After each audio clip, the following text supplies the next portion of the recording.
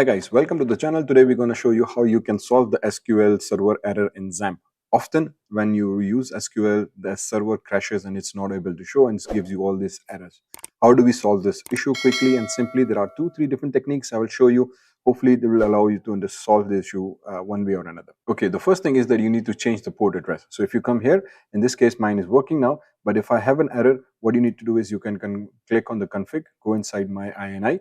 Sometimes the port actually clashes. So if that is happening, then you need to change the port address. Okay, so let me just adjust the font size, click OK.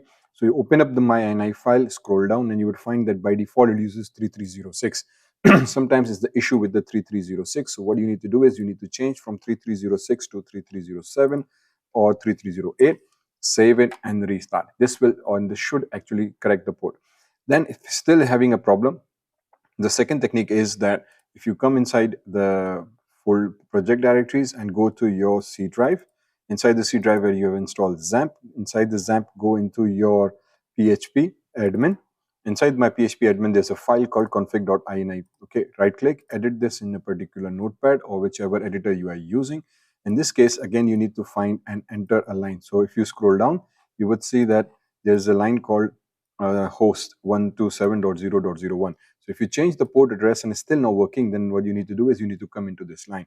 You can access this again inside your XAMPP myPHP admin, or you can go inside config and ask us to browse my PHP admin here. This will also open up the same folder location.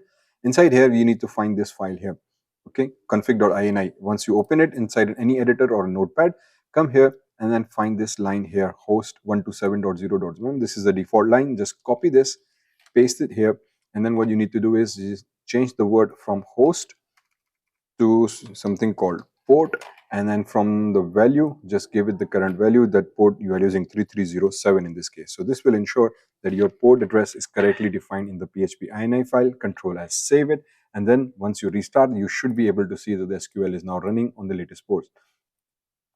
So if I stop it, start it again, and you see that now it is, my system is running on 3307 and I've given it the correct address. Okay, then you click on admin and you will find that your post PHP admin page is loaded up, and this will be running on 3307 page number. Simple as that. So this is one key thing that you need to solve. Change the port number if you're having a port number clash, and then make sure you do edit the file here. This is one second way. Third is that basically you need to go and change some of the directories. So still if your PHP is crashing, the third way is you go inside your XAMPP folder where you have installed the XAMPP. Inside the XAMPP folder, there's a file called MySQL, or sorry, folder called MySQL. So now here there are two main things that you need to do. First, select the data folder, right click on it and rename it to data_old. Okay.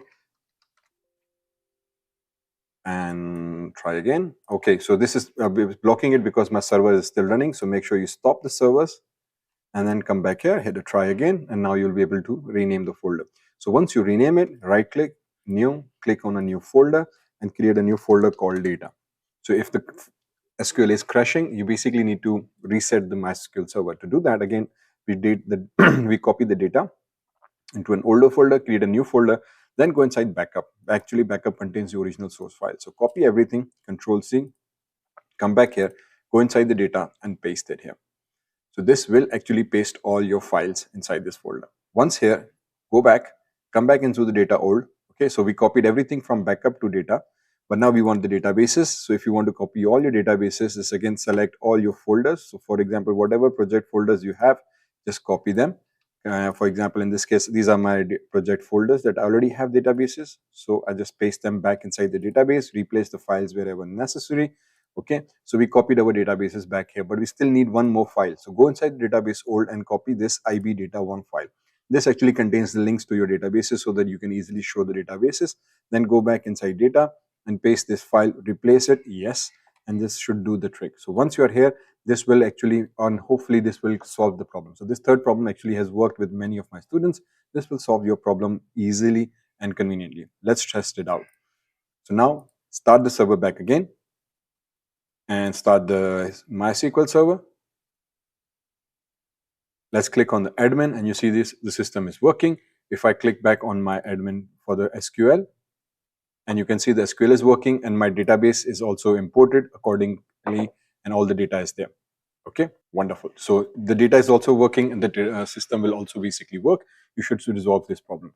The final key trick is that always remember, whenever you're working with control panel, you start the control panel in XAMPP and make sure you start it in a administrative mode. So again, we go inside our project, go inside the XAMPP folder, this control file here, always run as a administrator. So the quick thing is to make sure it always runs as an administrator, go inside its properties. So right click on the control file. Inside your XAMPP folder, you will find this file here. Right click, go inside the properties and click on the compatibility and make sure you click on this run as administrator. So if you click apply and OK, this will ensure that every time you double click on it, it will run in an administrator mode. And that way your system will actually run properly and it will ensure that everything is working fine and no problem with that. So XAMPP actually needs this administrative privilege. Okay, so these are three basic techniques that you can use to solve the MySQL page, MySQL Server error. Want to learn more? Do check out my blog in the description. You can find more details and step-by-step instructions of how we did that in my blog as well. This is Dr. Shan signing off.